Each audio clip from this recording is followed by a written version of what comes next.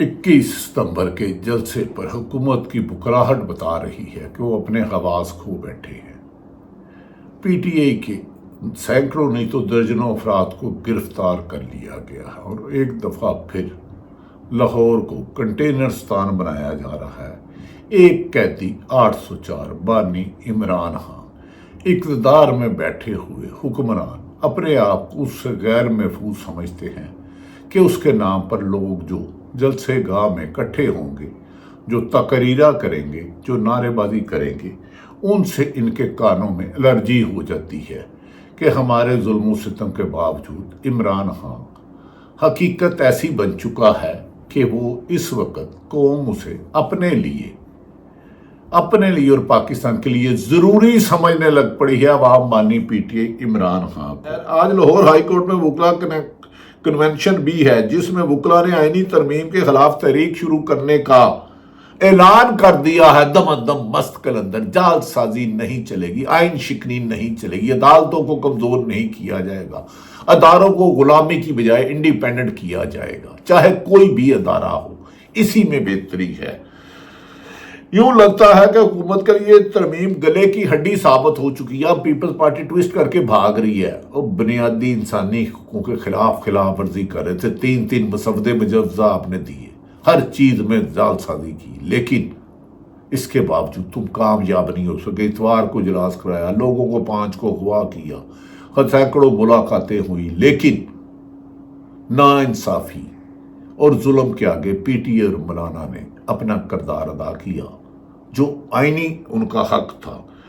اب لازم عمران خان نے 21 ستمبر کو لاہور میں جلسہ کرنے کا اعلان کر رکھا ہے، لیکن ابھی تک ضلعی انتظامیہ نے جلسے کی اجازت نہیں دی، بلکہ پولیس نے پنجاب بھر میں پکڑ دکڑ، چادر چاردواری کا تقدس پامال کر کے گھروں میں چھاپے پاڑ کے عورتوں، بزرگوں، بچوں کی گرفتاری اور توڑ پھوڑ کی شکایات عام ہیں۔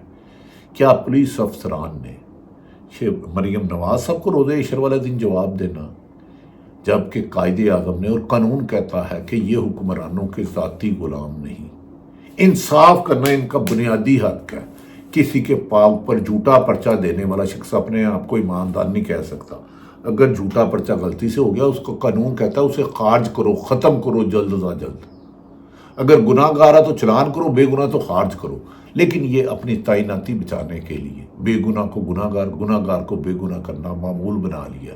آخر ان کی بھی تو کبھی پکڑ ہوگی۔ جو کسی بھی انسان کی بنیادی انسانی حقوق اور قانون کے خلاف جا کے اختیارات کا غلط استعمال کرتا ہے۔ بانی پی ٹی آئی نے کہا جلسہ تو ہوگا، کیونکہ اب عوامی شعور حکومتی ظلم کے آگے زیادہ مضبوط ثابت ہو رہا ہے۔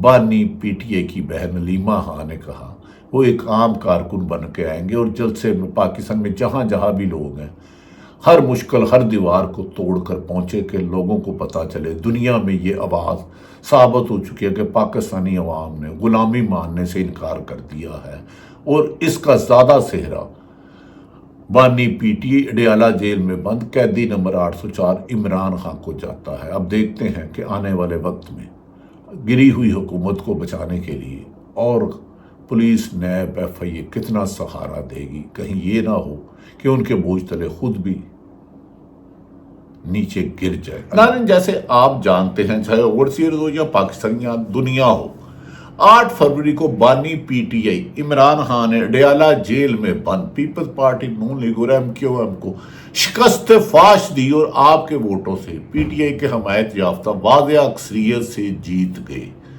اس کے باوجود کہ بلے کا نشان چھین لیا گیا تھا، اس کے باوجود عمران خان کی بار بار فتوحات اور حکومت کی ناکامیوں کے بعد اب حکومت ایک اور دوست دادری اور خرید و فروخت سے مبینہ طور پر 40 کروڑ کی بولی لگائی جا رہی ہے، اور پی ٹی آئی کے مطابق ان کے رہنماؤں کو کہا جا رہا ہے آپ کی فیملی کو اغوا کر لیا جائے گا اگر ہمیں نہ ہوا، اور اس سلسلے میں حکومت کو آئینی ترمیم کے لیے صرف اپنی حکومت بچانے کے لیے، فائز عیسیٰ کو بچانے کے لیے یا من پسند چیف جسٹس لانے کے لیے حکومت کو آئینی ترمیم کے لیے مطلوبہ ارکان کی حمایت حاصل نہیں، اور اس دفعہ پھر پی ٹی کے ہاتھوں شکست ان کی دیوار پر لکھی ہے۔ اگر کوئی بہت ہی بڑے اغوا اور ظلم زیادتی نہ کی گئی کیونکہ بانی پی ٹی آئی اس وقت کسی بھی طرح ایک قدم بھی پیچھے ہٹنے کے لیے تیار نہیں. انہیں یقین ہے کہ فتح چند قدموں کے قریب ہے، لیکن یہ راستہ مشکل ہے.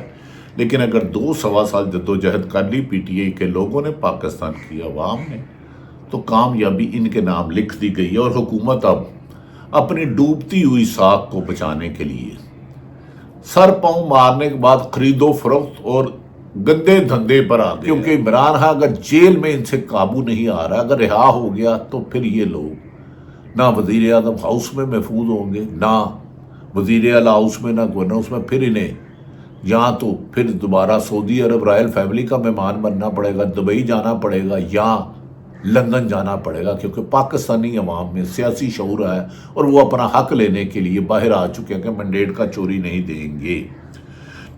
اب اسی لیے نئے مقدمات بنانے پر عمران خان کی پھر تیاری کی جا رہی ہے. کل عمران خان کے خلاف جو جیل میں بند ہے، نہ اس کے پاس موبائل ہے، نہ انٹرنیٹ ہے، اس سے ملنے والوں کی تلاشی جا رہی ہے. عمران خان 13 ماہ سے زیادہ جیل میں بند ہے. بانی پی ٹی آئی کے خلاف ایک ٹویٹ کرنے پر مقدمہ درج کر لیا گیا ہے. مذاق کی انتہا ہے. کبھی بیرسٹر گوہر پر پستول، علی شیر منوت پر کلاشن. اتنے جھوٹے مقدمات تو مارشاء اللہ میں بھی نہیں ہوئے جو یہ جمہوری مارشاء اللہ میں ہو رہے ہیں.